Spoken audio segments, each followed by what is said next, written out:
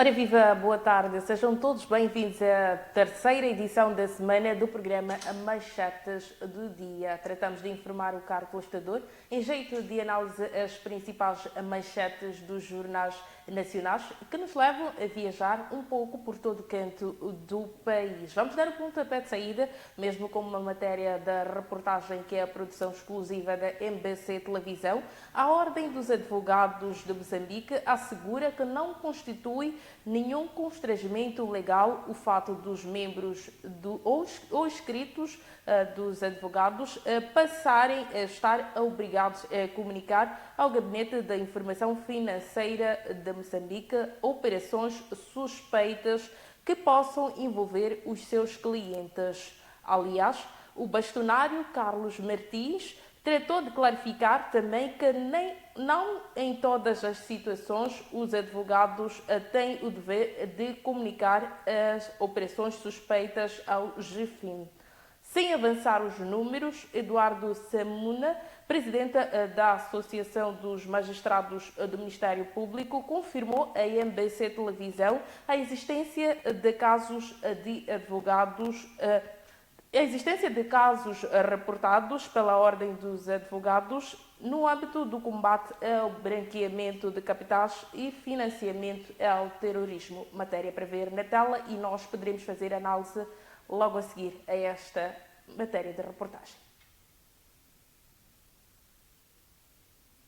Continua na ordem do dia o debate sobre a obrigatoriedade dos escritórios e firmas de advogados comunicarem ao Gabinete de Informação Financeira de Moçambique informações a respeito de operações suspeitas envolvendo os seus clientes no âmbito do combate ao branqueamento de capitais e financiamento ao terrorismo. Aliás, este assunto foi tema do segundo painel inserido na 4ª Conferência Nacional da Advocacia Moçambicana, realizado na segunda-feira em Maputo pela Ordem dos Advogados de Moçambique. Para já, o bastonário Carlos Martins diz não haver problemas em os membros da Ordem terem de comunicar doravante ao Gabinete de Informação Financeira de Moçambique operações suspeitas envolvendo os seus clientes. Não são todas as situações em que o advogado intervém que tem esse dever de comunicação. Por exemplo, se os processos estiverem em tribunal, por exemplo, não é esse dever de comunicação. É a nível de intermediação, é a nível de compra e venda e nas situações em que os advogados praticam atos de gestão em nome de clientes. O advogado Vicente Mandiat disse entender que o dever de comunicar operações suspeitas não irá violar a ética que se espera dos causídicos, caso estes cumpram estritamente o estabelecido na Lei nº 14/2023, de 14 de agosto, a Lei de Combate ao Branqueamento de Capitais e Financiamento ao Terrorismo. Eu ainda não percebi muito bem que medida é que este dever de comunicar poderá violar a ética se este dever for cumprido dentro dos padrões legais. Não me parece que tenha se excedido nos limites do sigilo profissional. Sem avançar números, Eduardo Sumana, presidente da Associação dos Magistrados do Ministério Público, que também foi orador do painel 2 da 4ª Conferência Nacional da Advocacia Moçambicana, confirmou à MBC-TV a existência de casos reportados pela Ordem dos Advogados no âmbito do combate ao branqueamento de capitais e financiamento ao terrorismo. Eu não estaria em condições neste momento de referir, como eu disse, portanto, a Ordem dos Advogados faz a participação, portanto, as comunicações ao GFIM. E pronto, o GFIM depois faz o seu trabalho e comunica naturalmente ao Ministério Público.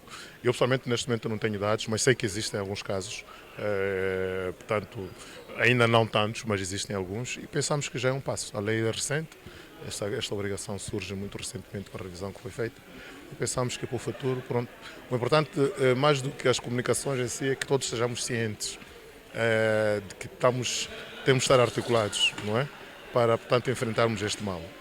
Cada um no seu setor, naturalmente, e obviamente que só teremos resultados plausíveis se estivermos de facto concertados e cada um fizer, portanto, o que lhe compete fazer, portanto, no âmbito do seu setor. A 4ª Conferência Nacional da Advocacia Moçambicana, evento inserido nas celebrações dos 30 anos da Ordem dos Advogados de Moçambique, tem o seu término previsto para o dia 19. A Ordem dos Advogados de Moçambique assegura que não constitui nenhum constrangimento legal o fato dos membros ou escritórios de advogado passarem a estar obrigados a comunicar ao Gabinete de Informação Financeira de Moçambique operações suspeitas que possam envolver os seus clientes. E para fazer análise sobre este assunto, que foi matéria exclusiva da MBC Televisão e ainda as manchetes dos jornais nacionais, nós já temos o cientista político Zélio Ibrahim, a quem desde já dou as boas-vindas à edição da quarta-feira do programa Manchetes do Dia. Muito obrigado, saudar a si, saudar a todos que nos acompanham e agradecer pelo espaço aqui de poder trazer, analisar esses principais assuntos que marcaram ao longo dos dias. Relativamente a este tema, eu penso que há aqui um pequeno paradoxo, não é? Por um lado, a responsabilidade dos advogados em manterem o sigilo profissional, não é? Que é naturalmente para proteger as informações que em algum momento são até sensíveis dos seus próprios clientes. Mas, em contrapartida, há essa responsabilidade que o Estado tem de poder combater este tipo de males, conforme estamos a ver. Esses são um dos maiores males que tem colocado Moçambique em zona de risco, conforme temos estado a acompanhar. Agora, eu penso que os advogados também devem começar a manter essa sensibilidade, ainda bem que disseram que não há nenhum constrangimento legal, significa que o Gabinete de Informação Financeira pode o fazer. Agora, é preciso também termos em conta que o GAFIM, nesse caso, é uma entidade técnica. Sendo uma entidade técnica, também tem seus próprios mecanismos de normalidades, e um deles é este, tem que ver mesmo com o sigilo profissional, que significa que, apesar de tratar dessas matérias sensíveis relacionadas ao dinheiro, branqueamento de capitais, terrorismo e outras matérias, ele presume ou age dentro daquilo que é o ordenamento legal moçambicano. E um deles é este, o direito à privacidade, o que significa que não vai aparecer publicamente a dizer que o fulano de X é uma das pessoas que está numa das linhas suspeitas e que a operação que está a efetuar pode causar um risco para o Estado. Naturalmente que não. Então, eu penso que não há aqui nenhuma barreira, não há um impedimento para que isso possa se efetivar de facto. Damos continuidade às análises após termos acompanhado esta matéria da reportagem, que é uma proposta da MBC Televisão e que certamente nos próximos serviços noticiosos poderá ser dado esse devido segmento. Vamos analisar também as manchetes dos jornais nacionais, dando início mesmo com a manchete do Jornal Notícias, proposta para quarta-feira, 18 de setembro, para o ano 2024. De recordar ao caro testador que esta manchete, este jornal, assim que é, está disponível na banca em formato físico, como também em formato digital. O país recebe qualificação para exportar medicamentos. Moçambique tem oportunidade de colocar a sua produção de medicamentos em qualquer ponto do mundo, com atribuição pela Organização Mundial da Saúde, da pré-qualificação para a produção internacional à Fábrica Nacional de Medicamentos. Vamos analisar esta matéria, que é a proposta do Jornal Notícias e que certamente há de ser um grande feito mesmo para Moçambique. Dito feito, olha, esse é um grande ganho para Moçambique. Eu penso que não só para Moçambique, para a África também, principalmente a África Austral. Eu penso que já existiram várias propostas a nível da África Austral e, infelizmente, essas propostas depois acabaram sendo impedidas por falta de alguma qualificação por parte da OMS. Agora, quando temos Moçambique, não é, a nível da África Austral, com esse potencial, essa capacidade, primeiro, é qualificado a nível internacional, o que significa que pode exportar para qualquer país, já reúne todos os padrões da OMS, e isso é um grande ganho, mas também é um grande ganho a nível interno. Nós temos, apesar de existir aquele pequeno incentivo em termos de fiscalização, não é? Eu penso que em termos de impostos, o governo ainda recentemente pode isentar algumas taxas para alguns produtos, né, alguns fármacos. Isso até certo ponto foi positivo, mas nem todos os produtos beneficiaram-se dessa isenção fiscal.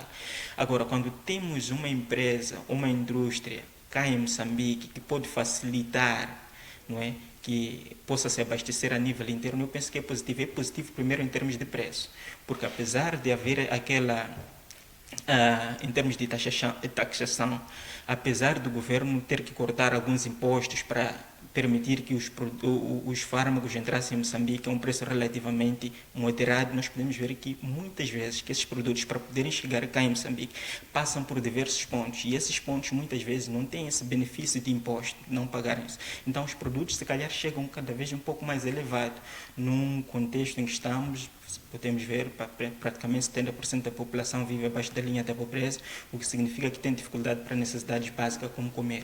Agora, quando chega a uma situação de ter que encontrar um produto para um fármaco que lhe possibilita estar em uma posição, digamos, saudável, e ter em contrapartida ter que dividir o mesmo dinheiro para situação, necessidades básicas, eu penso que fica um pouco complicado. Então eu penso que é um grande ganho nesse sentido, e também gostaria que pudesse, se calhar, responder às necessidades que nós esperamos, que é encontrar esses fármacos a um preço relativamente baixo. Vamos analisar mesmo a questão da exportação de medicamentos. Quais acha que seriam os medicamentos que nós, como moçambicanos, estaríamos aptos a exportar já para resolver alguns problemas de saúde a nível mundial? Afinal, temos a aprovação mesmo da OMS para tal feito. Olha, estamos a falar de praticamente mais de 80 fármacos. Isso é positivo. Se nós olharmos um pouco, eu quero acreditar que antes de se instalar essa empresa, essa indústria, olhou primeiro para as condições internas, quais são os medicamentos mais procurados a nível interno, depois olhar para o nível da África Austral. Se tu olhares um pouco para o nível da nossa região, percebe-se que os tipos de doenças geralmente têm sido muito semelhantes. Não é?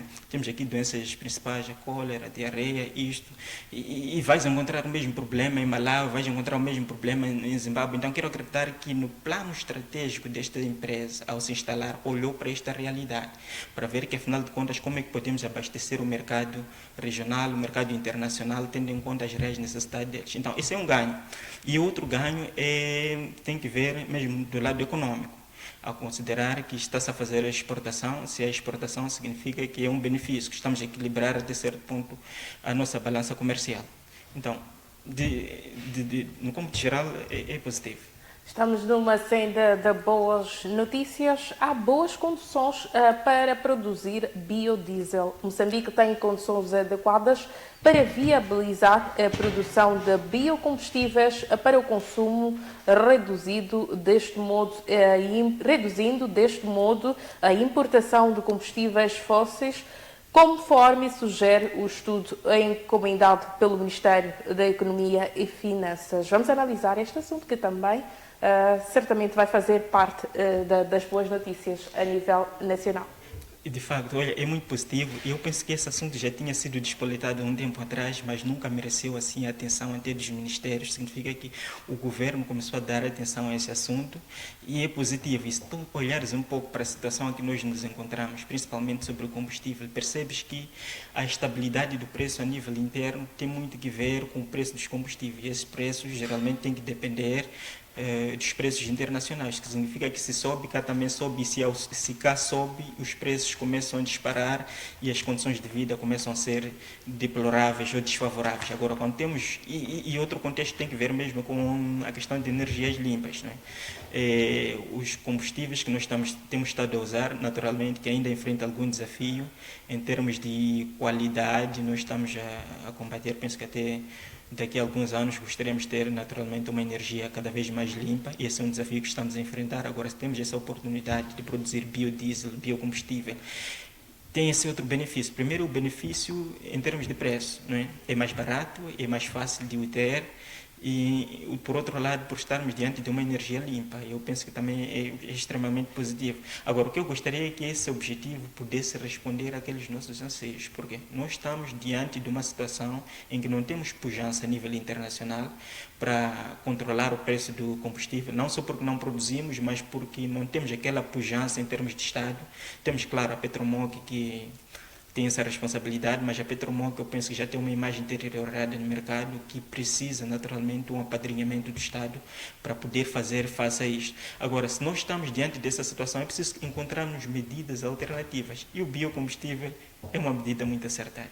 Mesmo porque estamos a espreitar a área dos combustíveis, vamos analisar a questão de podermos, com esta bem dada a possibilidade de podermos produzir, será que não seria esta altura de pensarmos em investir mais nesta área, com vista a garantir que tenhamos mecanismos de processamento suficientes? De facto, olha, é necessário por motivos muito simples. Praticamente tudo aqui depende disto, cá em Moçambique. Quais são as pessoas que se ressentem mais? São aquelas pessoas, naturalmente, que são menos favorecidas, não é?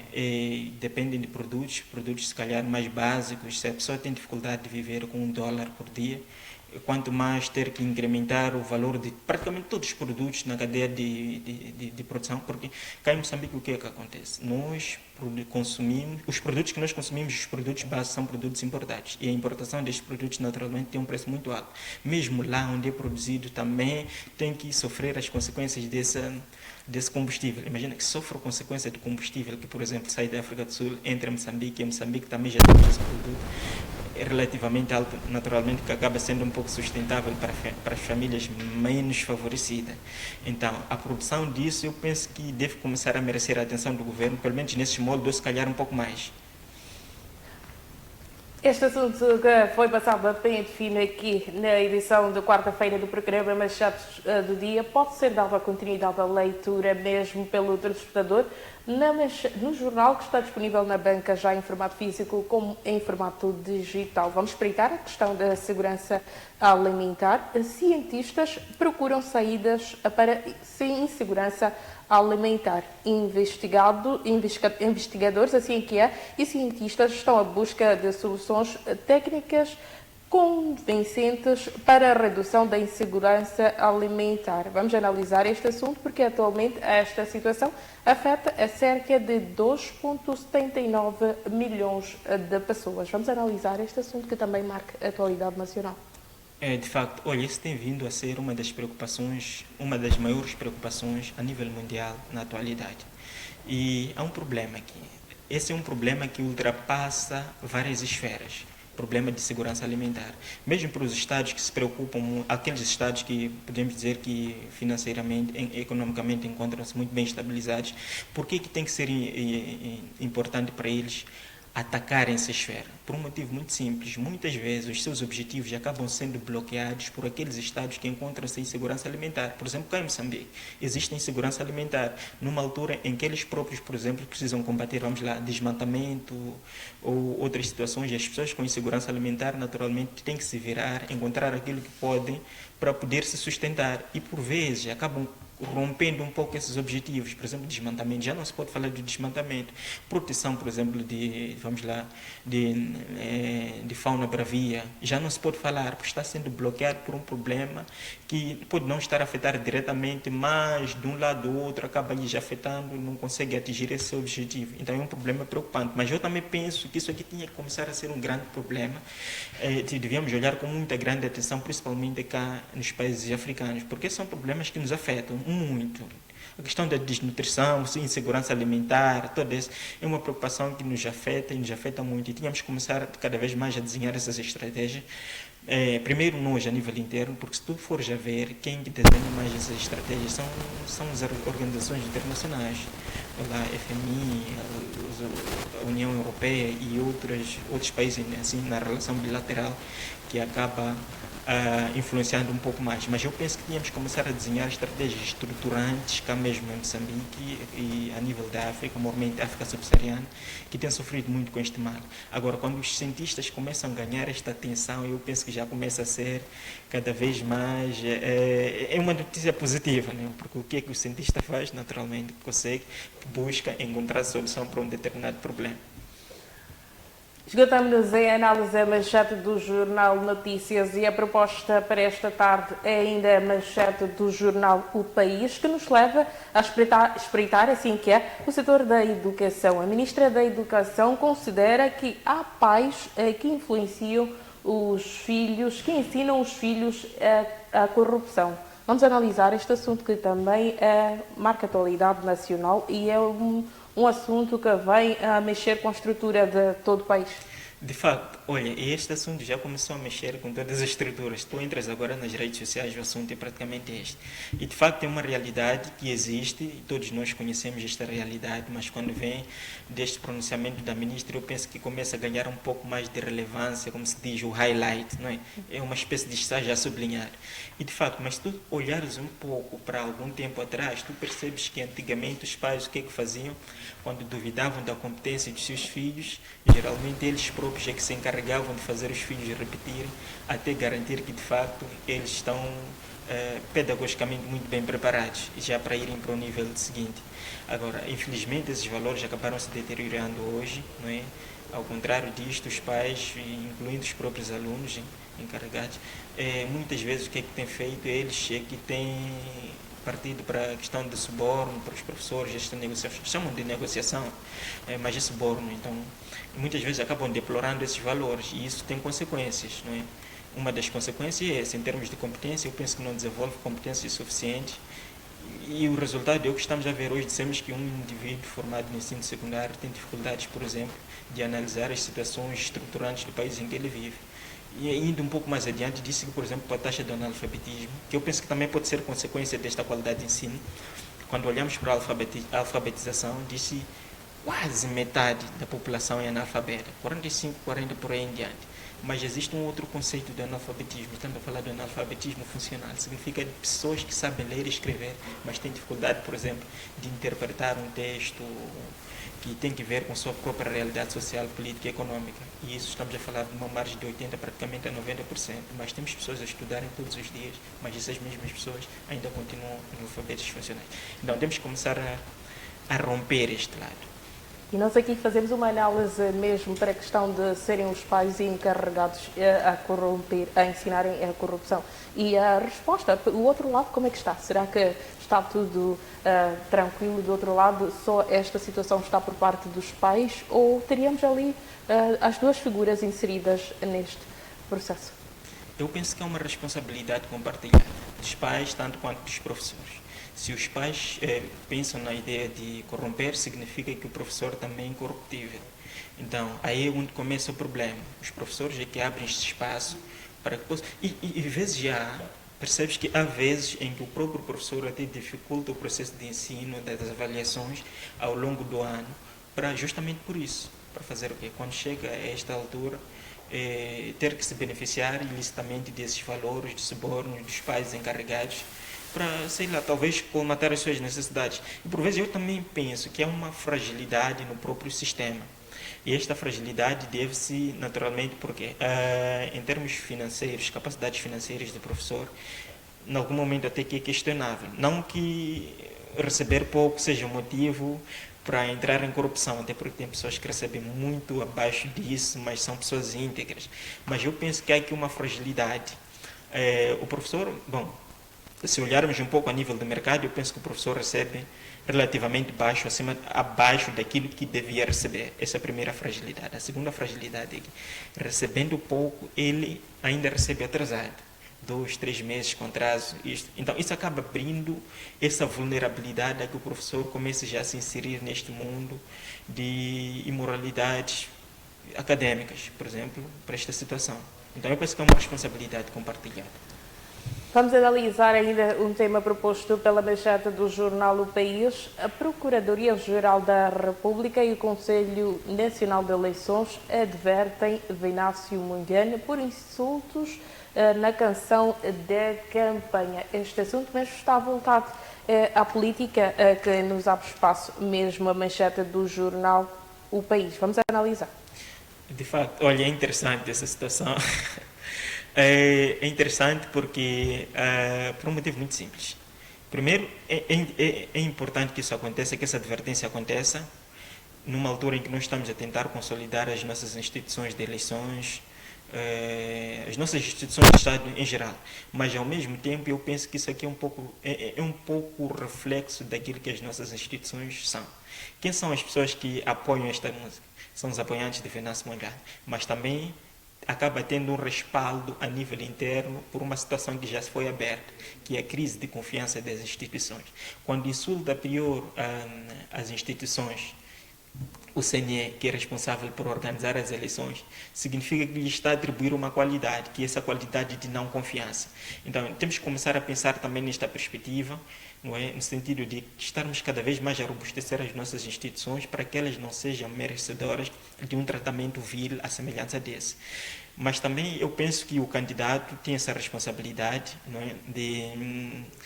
Tudo bem que é política, mas a política é feita com alguns limites, não é? E um dos limites tem que ser exatamente este. Pode até, vamos lá, dizer uma e outra coisa, mas os insultos acabam ganhando um contorno um pouco mais elevado. Isso nem é uma instituição que tem várias pessoas lá dentro, e muitas pessoas se calhar podem até estar a se sentir insultadas. Mas muito mais do que isso, o que eu estive a dizer é que esta tem que ser uma instituição que deve recuperar a confiança dos moçambicanos para que não seja depois, não é, esteja uma posição, comece a ganhar esse tipo de respaldo, porque existem várias instituições. Por que não insultaram, por exemplo, a Procuradoria? Por que não insultaram, por exemplo, o Conselho Constitucional? Então, há uma responsabilidade da parte do CNE de dar resposta a isso. Primeiro, uma resposta no sentido de ofensa, é verdade, mas dar uma resposta no sentido de reforçar ou robustecer cada vez mais esta instituição para se tornar cada vez mais credível e confiante.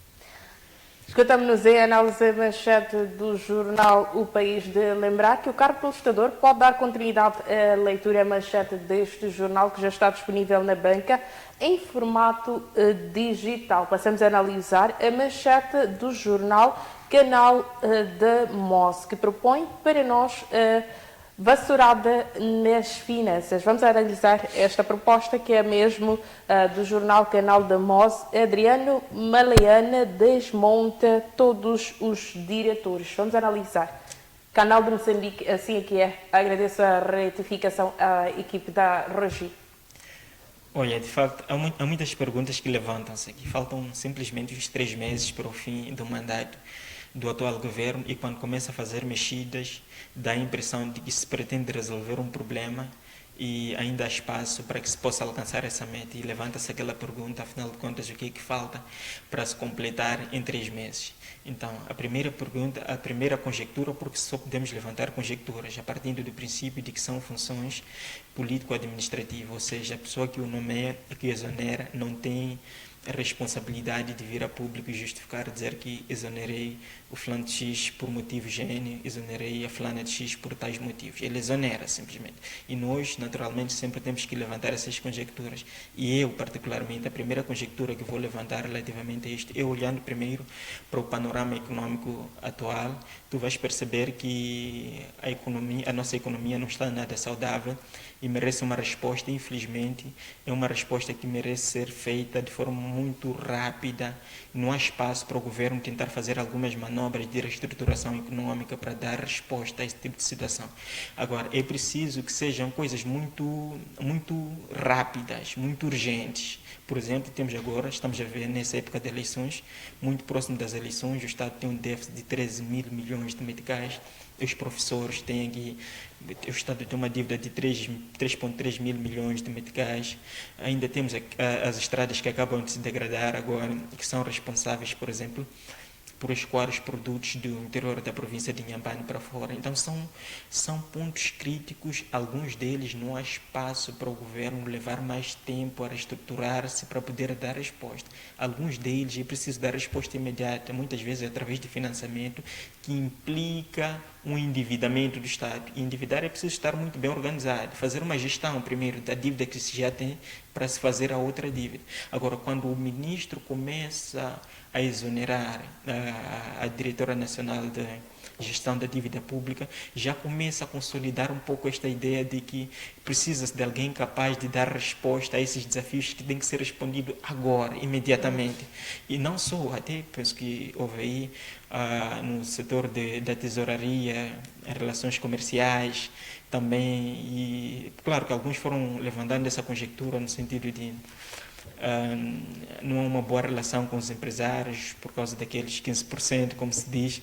Também é uma alternativa válida, mas até então só podemos levantar essas conjecturas. Passamos a analisar, depois de termos analisado a manchete do jornal Canal de Moçambique, dizer ao caro tostador que este jornal já está disponível na banca em formato físico e digital, poderá dar continuidade à leitura. Vamos convidá-lo a analisar uma matéria da reportagem produzida pela MBC Televisão. 100 milhões de dólares norte-americanos é quanto os raptores embolsaram,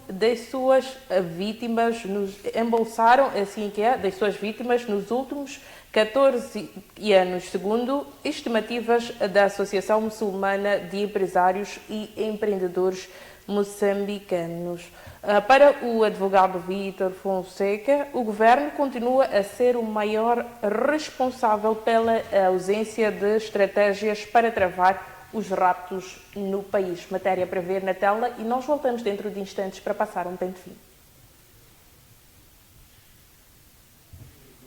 A proteção dos direitos fundamentais, a questão dos raptos e tráfico de órgãos em Moçambique foi um dos temas debatido na segunda-feira em Maputo, na 4ª Conferência Nacional do Advogado. Neste contexto, ao discutir o crime de raptos que afeta principalmente agentes econômicos de origem asiática, Yusuf Lonat, da Associação Muçulmana de Empresários e Empreendedores Moçambicanos, que foi o orador do painel, destacou os impactos negativos que o fenômeno está a causar à economia nacional. No impacto econômico, desde o início deste fenômeno, houve uma tendência decrescente em relação ao desenvolvimento econômico do país, causada essencialmente pelo desinvestimento. Este fenômeno tem contribuído para a desaceleração econômica de Moçambique. Mais de 100 milhões de dólares americanos já foram pagos em resgates. Dinheiro este que em muito poderia contribuir para o desenvolvimento do país, criação e manutenção de empregos, garantia de impostos para receitas do Estado. O encerramento de empresas teve um impacto direto nas receitas do Estado, redução de impostos, desemprego, entre outros.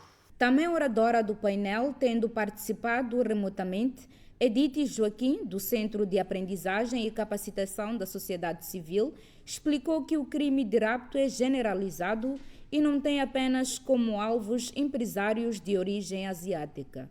Ou por outra, pouco se fala dos raptos das pessoas que não têm voz, né, que ocorrem tanto a nível da capital do país, bem como ao nível da província de Cabo Delgado, onde muitas mulheres são raptadas e tornam-se, né, são levadas para serem esposas dos insurgentes. O advogado Vítor da Fonseca acusou o governo de inoperância na resposta à problemática dos raptos no país. Os raptos em Moçambique preocupa a todos os atores, tanto da administração da justiça como também a camada empresarial moçambicana, visto que nos últimos dias certos empresários acabam abandonando o país em detrimento deste mal que foi enraizado na nossa governação moçambicana ao olho pávido do governo, como também das instituições que garantem a ordem e a tranquilidade públicas. Falo do Ministério do Interior, que está enraizado também a parte do Cernic e vários atores da defesa nacional. Nos seus informes anuais no Parlamento, a Procuradora-Geral da República reitera-se debater com inúmeras dificuldades para investigar e esclarecer casos de raptos. Entre outras razões apontadas, está a alegada sofisticação de forma de atuação dos envolvidos neste tipo de crime organizado. 100 milhões de dólares norte-americanos é quanto os raptores embolsam das suas vítimas. É quanto os raptores embolsaram, assim que é, das suas vítimas nos últimos 14 anos, segundo estimativas da Associação Muçulmana de Empresários e Empreendedores. Para o advogado Vítor Fonseca, o governo continua a ser o maior responsável pela ausência de estratégia para travar os raptos no país. Vamos passar um pente fino a este assunto. Dito feito. Olha, para começar, eu penso que há aqui um bocado de contradição em termos de número, não é? Enquanto algumas outras fontes diziam 30 milhões e os próprios agora vêm dizer 100 milhões, o que dá a entender que, afinal de contas, está muito acima, praticamente 300% acima daquilo que diziam. E é um problema, naturalmente, que merece a atenção do Estado por um motivo muito simples. É responsabilidade do Estado garantir a segurança. E essas pessoas estão a desenvolver esse comércio cá em Moçambique. A primeira coisa que precisam ter é segurança no desenvolvimento de seus negócios. Então, quando o Estado não consegue responder a estes desafios de segurança, começa a se tornar cada vez mais caótico. E isso tem estado a influenciar. Penso que acompanhamos aquela situação em que praticamente quase 150 pessoas abandonaram o país porque não há segurança. É verdade que muitas vezes, quando se lança esse tipo de questões ao governo, o governo dá uma resposta comparativa com a África do Sul, porque acontece 500 raptos por dia na África do Sul, é como se nós estivéssemos numa posição saudável, o que não é. A África do Sul tem uma economia nós temos uma economia que também temos. Se nós tivermos que viver os desafios que vivem a África do Sul, com a economia que nós temos, praticamente estaremos quase falíveis. E nós estamos também numa situação em que estamos a tentar desenvolver, atrair os investimentos e estamos a ter uma reputação nada positiva a nível internacional, o que acaba retraindo estes investidores. Então, eu penso que o governo tem que começar a responder nestes moldes. Se tu olhares, existem agora algumas vozes que vão levantando algumas hipóteses, por exemplo, entramos nesse período da campanha eleitoral, praticamente nenhum rapto se vê até hoje. O que cria alguma hipótese, assim, em termos de... As pessoas vão inventando uma e outra coisa, como se fosse da vontade... Como estamos na época eleitoral, naturalmente que é do interesse do governo, o governo também pertence a alguém que tem interesse em governar nos próximos pleitos eleitorais, o que dá a entender que há aqui algum tipo de interesse em proteger o reforço, ou ainda abre-se a ideia de que, ok, os raptores respeitam o período eleitoral. Se respeitam o período eleitoral é porque naturalmente tem algum interesse nisso. Agora, eu penso que o Estado tem que começar a dar resposta a isso. Já existia algum tempo atrás, a polícia tentou criar uma brigada antirrapto, infelizmente não foi possível se materializar até o fim. E são várias questões, não é? Por vezes até os raptos acontecem a nível próximo de lugares, né, de proteção, alguns até próximo do Ministério do Interior, da Casa Civil, que são lugares, em princípio, que já têm essa pujança de fazer resposta a todas as criminalidades que acontecem dentro do Estado. Então eu penso que, em parte, o advogado Vítor Fonseca pode estar muito certo quando diz que não há muita vontade, o Estado não está a reagir como devia ser. É verdade que, por vezes, persistem alguns desafios, não é? Mas eu penso que temos que começar a robustecer a nossa força de defesa e segurança para responder a isso. O programa Manchetes do Dia leva-nos também a ter opiniões próprias sobre algumas situações que sejam de grande dimensão. Vamos analisar mesmo, vamos deixar aqui ficar quais, na sua opinião, seriam as melhores estratégias a serem adotadas pelo Estado, mesmo para que não tivéssemos esta situação massificada dos raptos no país. Muito boa pergunta. A primeira alternativa, acho eu, é assim, existem Estados que já são especialistas em tratar assuntos de raptos, mas ao mesmo tempo nós temos a nossa soberania. O rapto é um assunto muito sensível, que por vezes até mexe com a soberania. Então, delegar essa competência para um outro Estado, resolver este assunto por nós, por vezes até pode comprometer a nossa soberania. Agora, podemos fazer como temos feito em outras áreas também de soberania. Por exemplo, na área da defesa, nós temos a União Europeia, que não intervém diretamente, mas tem capacitado os militares, tem fornecido materiais e equipamentos para fazer face a esse tipo de crime, porque são forças que já têm essa habilidade, essa experiência já há algum tempo. E também podíamos fazer com outros estados, não é? Virem capacitar o Estado moçambicano em matérias de raptos e poderem fornecer os apoios necessários que o Estado precisa para combater estes raptos. Eu penso que essa é uma primeira alternativa. E quais seriam esses países? Porque é importante também nós identificarmos alguns que já tenham experiência na matéria e que possam ser de grande valia na experiência o combate aos raptos. Não, nós temos o que mais se compromete a ajudar Moçambique, temos os Estados Unidos. Os Estados Unidos já têm uma larga experiência. Aliás, houve uma vez, não é, ainda nessa reunião entre sheiks, não é, que até ficou publicitada, alguém deu a entender que já tinha contratado um indivíduo, não é, de segurança, penso que é segurança privada dos Estados Unidos, e a pessoa, quando veio, todos os raptores já tinham consciência de que é alguém que estava em condições de poder resgatar a vítima. E foi proferindo algumas ameaças e a pessoa teve que voltar. Nem sequer desceu no território moçambicano, nem ficou por muito tempo no território moçambicano, teve logo que regressar. O que já nos revela essa capacidade que esses atores têm. Agora, esses países, Estados Unidos, a União Europeia no geral, são vários países que podiam se disponibilizar para isso.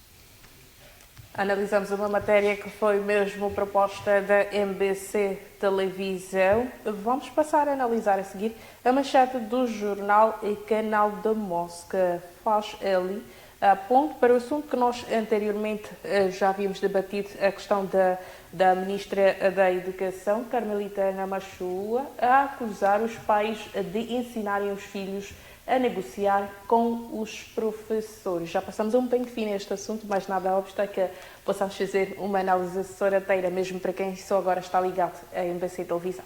De facto, olha, não só podemos analisar isso em várias perspectivas, né?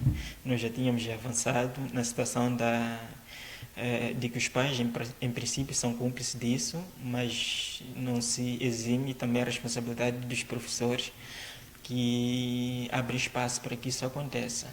E abrindo espaço para que isso aconteça, já começa a se comprometer naturalmente todo esse sistema de educação. A qualidade, porque nós quando falamos de qualidade, muitas vezes estamos a falar de quê?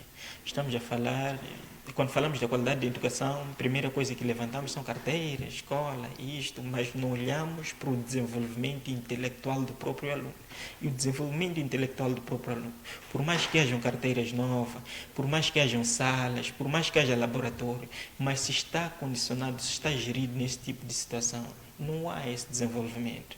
Então, é preciso também olhar nessa componente, porque a pessoa que vai pagar hoje, amanhã é um médico, amanhã é um enfermeiro e por vezes até é professor. Nós acompanhamos agora que parte significativa, não me recordo muito bem a percentagem, mas penso que estava praticamente aproximado dos 50% dos professores de ensino básico tinham dificuldades de efetuar, por exemplo, operações matemáticas simples.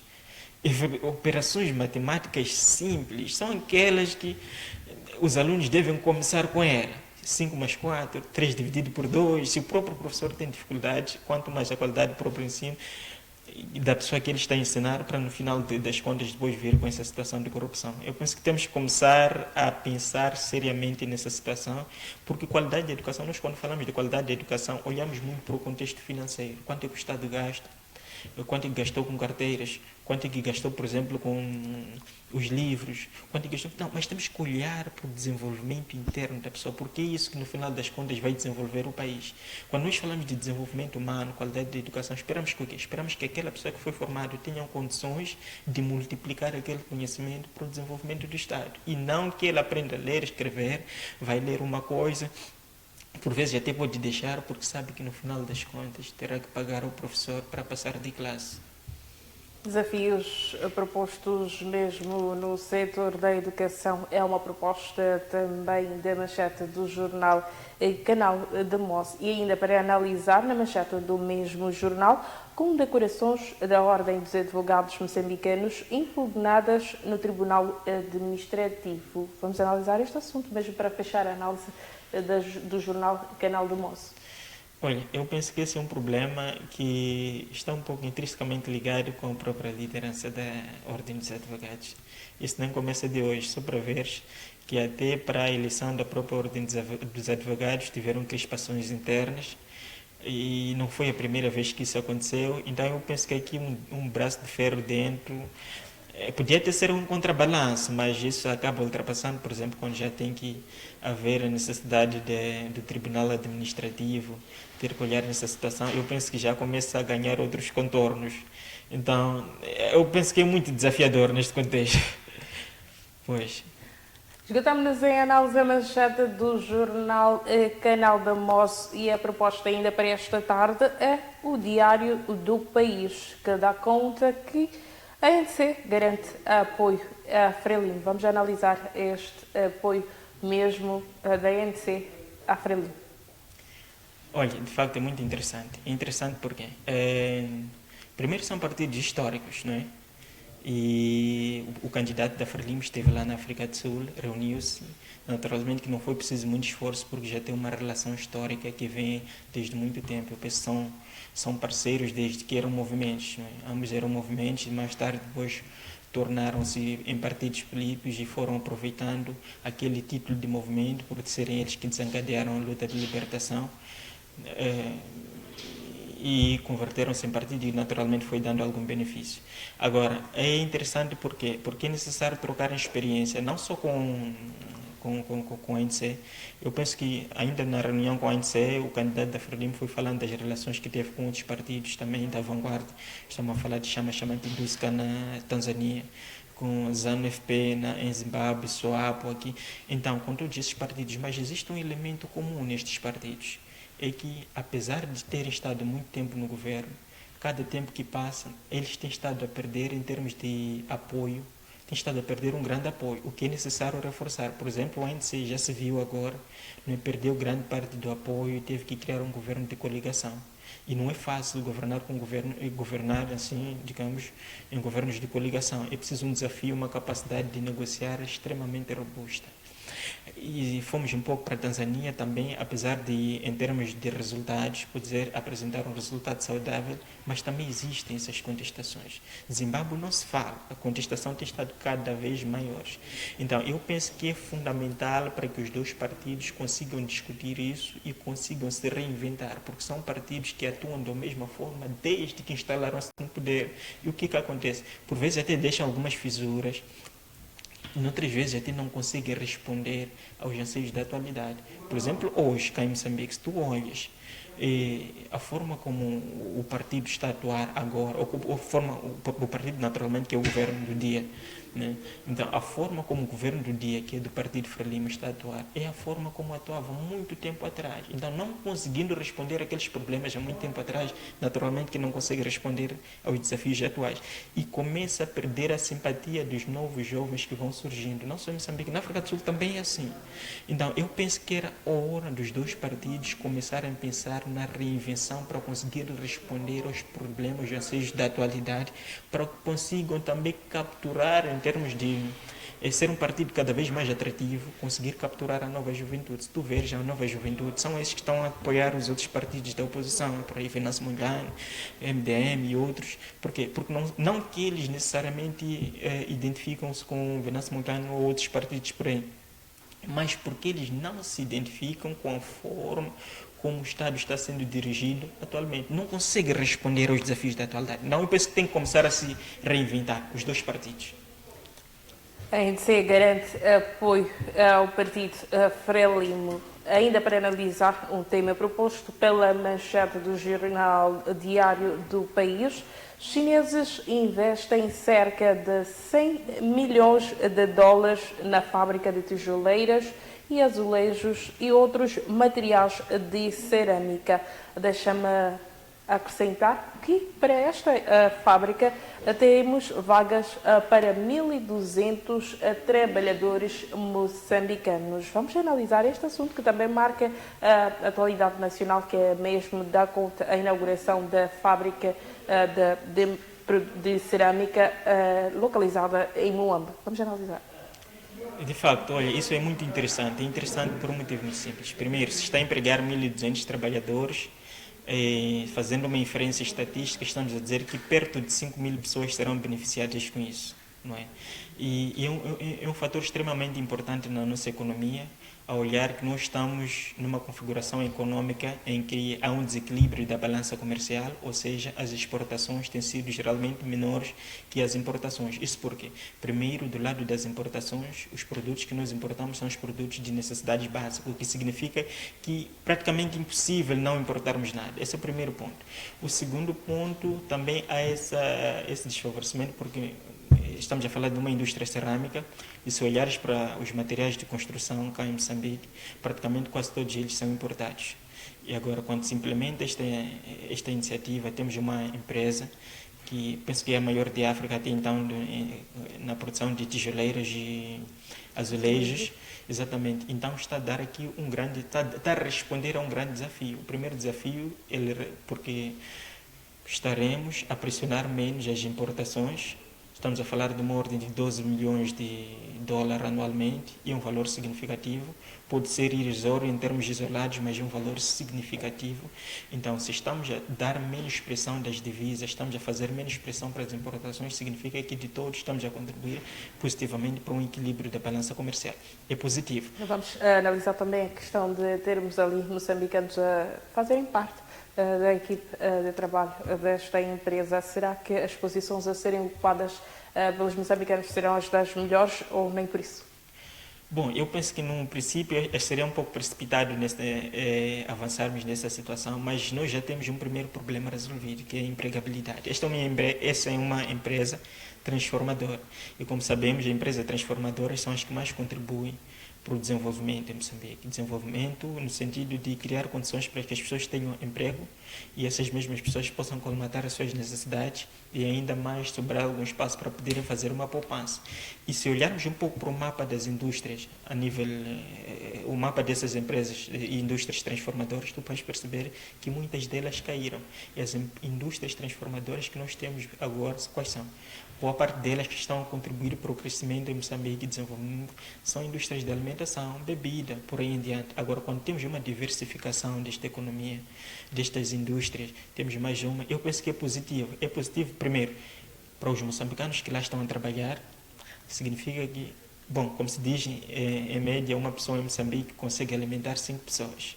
É positivo. Se uma pessoa consegue alimentar 5 pessoas, olhar para 1.200, logo no começo disso, um resultado extremamente positivo. Mas, por outro lado, nós estamos a olhar que a importação desses produtos, por vezes, saía-nos muito caro.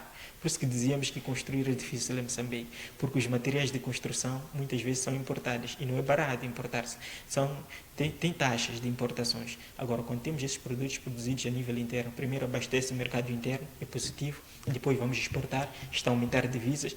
Então, é completamente positivo e é de levar essas iniciativas. Agora, era bom que essas iniciativas fossem replicadas, não só para esse contexto, mas olhar para os produtos que nós mais importamos, principalmente para este lado de produtos alimentares também. Quais seriam os produtos que nós mais importamos? Porque são mesmo estratégias que vão sendo deixadas ficar de forma arbítria, né? Porque afinal são-nos emprestados os conhecimentos para análise das manchetes dos jornais. Quais são os setores que sente que nós deveríamos também fechar no mercado da exportação? Sim, um dos principais mercados tem a ver mesmo com o consumo, produtos básicos que nós consumimos. O óleo, apesar... existem alguns produtos que nós até produzimos, mas em termos de competitividade de preço, até que o produto de fora acaba sendo um pouco mais competitivo com os produtos que nós temos. O que nos obriga, por exemplo, a fazermos essa pressão nas importações para trazermos esses produtos cada vez mais baratos para consumo interno. Então, os produtos alimentares, eu penso que tínhamos que começar a olhar para essa perspectiva, criarmos também uma indústria transformadora para o consumo final, abastecer o mercado interno e depois abastecermos mais lá fora. Esses produtos, óleo, é necessário. Sabes, até agora, nós até importamos o tomate, o que é preocupante. Nós temos terras aráveis. É verdade que temos alguns fenômenos que, por vezes, até acabam comprometendo essa produção, mas os países de qual nós importamos também têm. Então, temos que começar a pensar em meios alternativos, até porque a agricultura é a base de desenvolvimento, é o que está na Constituição. Então, temos que começar a apostar nesse contexto, mas também alguns desses produtos alimentares que nós estamos a dizer, é preciso também se robustecer na indústria transformadora. O óleo, por exemplo, é preciso o coco é preciso ser produzido. A manteiga também, o amendoim. E praticamente todos esses produtos dependem em parte do cultivo que se vai fazer, não é? A nível da agricultura e depois a nível do processamento para depois ser colocado no mercado. Por isso que eu digo, é preciso olharmos para dois fatores. Primeiro, no fator da agricultura, temos que apostar cada vez mais na modernização desse setor, mas também temos que olhar nas indústrias transformadoras, porque nada adianta. Vamos produzir, depois não temos capacidade de, por exemplo, fazer a transformação, temos que enviar para fora e de fora depois temos que trazer para aqui e acaba nos saindo muito mais caro. Ainda uma proposta do Jornal Diário do País, que nos leva a espreitar o campo político, arrancou capacitação dos órgãos eleitorais em matérias de legislação eleitoral para as eleições gerais. O processo teve início ontem na cidade de Maputo, com vista a garantir o bom funcionamento das eleições gerais de 9 de outubro. O que é que podemos esperar desta situação? Será que poderemos ter eleições transparentes, seguras e ainda livres de qualquer situação ali adversa? Bom, eu penso que nós já temos todos os instrumentos para termos uma eleição livre, justa e transparente. E não só tivemos agora, tivemos desde o primeiro dia, desde as primeiras eleições que nós tivemos. Mas é claro que o processo sempre foi assim duvidoso em termos de transparência. Já vimos vários ilícitos, irregularidades noticiadas, entraram no tribunal, até a comunidade internacional já se pronunciou. Para não irmos muito longe, ainda no ano passado, a Embaixada dos Estados Unidos foi emitindo um comunicado, a União Europeia foi emitindo um comunicado, inclusive a contestar as determinadas. Agora, é importante que comece essa capacitação. Até a capacitação eu penso que já devia ter começado há um tempo atrás, mas está a começar agora porque, enfim, é o tempo que nos resta. Mas também para nos alinharmos àquilo, porque nós temos uma nova legislação eleitoral e essa nova lei eleitoral foi aprovada recentemente. E eu penso que os vogais ou toda a equipe do STAI, o CNE, eu penso que ainda podem ter essa dificuldade de fazer essa interpretação, porque algumas coisas mudaram, não é? Por exemplo, há um tempo atrás havia essa dificuldade de manter um jornalista dentro da sala na contagem dos votos, e agora a lei já abre espaço para que isso possa acontecer sem nenhum empecilho. Então, esses próprios devem ser capacitados para que quando chegue este momento isso não serva de obstrução para que o processo ocorra da forma como o Parlamento aprovou, gostaria que acontecesse. E de forma resumida, considera que nós já estamos a vir com um atraso para este processo de capacitação? Naturalmente, estamos muito atrasados. E esse atraso não só deriva deste fator, não é de capacitação, mas deriva de um fator já interligado. Primeiro, a própria lei eleitoral, que já chegou tarde, foi aprovada tarde. Segundo, essas alterações também começam a chegar cada vez mais em todo o processo. Essa tardia está em todo o processo, inclusive até o financiamento. Então, não sei se vamos ter mesmo tempo de capacitar até o nível em que nós esperávamos, porque os dias da campanha faltam menos de 30 dias, então estamos praticamente muito próximos. Estamos mesmo na reta final da edição do quarta-feira do programa Manchetes do Dia. Vou pedir para que deixe ficar as considerações finais e desde já o nosso agradecimento por ter acedido ao convite para fazer parte da edição de quarta-feira. Bom, em jeito de considerações finais, em torno de todos os temas que nós já abordamos aqui, gostaria, não é, em jeito de consideração final, uma vez que estamos também a aproximar para a época eleitoral, chamar a consciencialização dos jovens para que possam exercer essa cidadania, que é importante para que possam decidir em quem votar, e essa pessoa e partido é quem vai decidir o destino dos nossos pais. Muito obrigada também a si, caro telespectador, que esteve ligado durante esta uma hora ao programa Manchetes do Dia, e a promessa é voltar amanhã com mais informação atualizada para vocês. Até lá, continuem com a nossa restante programação.